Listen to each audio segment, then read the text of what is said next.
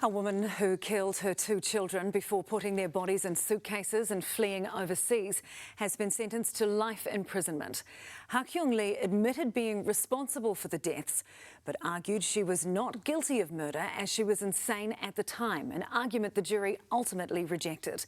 Catrin Owen reports. Hakyung Lee spent most of her double murder trial watching from a different room at the Auckland High Court. But today she was back in front of Justice Jeffrey Venning, keeping her head down with her long hair covering her face. On the charges of the murder of Yuna and Minu Joe, you are sentenced to life imprisonment. You are to serve a minimum non-parole period of 17 years.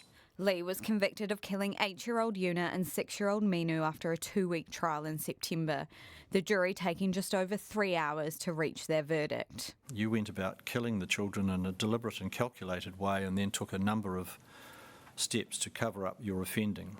Earlier, prosecutor John Kim read out statements from Lee's mother and brother-in-law who spoke of the profound impact of Yuna and Minu's deaths. It felt like a pain that cut through my bones, or as if someone were gouging out my chest. I wanted to be free from suffering, but I had no one to lean on. Lee had initially denied any involvement in the 2018 deaths, but she later admitted giving her children the antidepressant drug nortriptyline to kill them. She also claimed she intended to take her own life, something the judge today rejected. I accept the Crown's submission that the evidence supports a finding that you killed the children to avoid the burden of parenting them alone. I reject the suggestion that after you awoke to find them dead, you again tried to kill yourself. Your actions are inconsistent with that proposition. Your actions were organised and considered and took place over a number of days.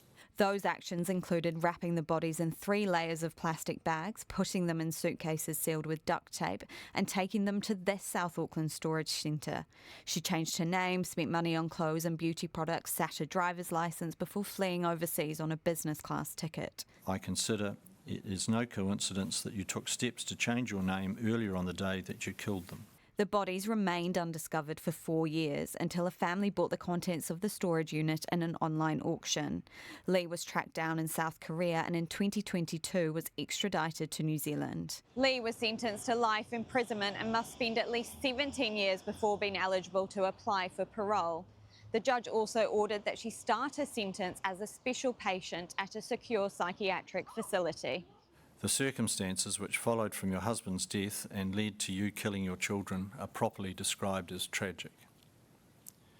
However, by its verdicts, the jury found you intended to kill your children, and also that while you were suffering from a depressive illness at the time, you knew that your actions were morally wrong. A life sentence for cutting short the lives of her 2 young children.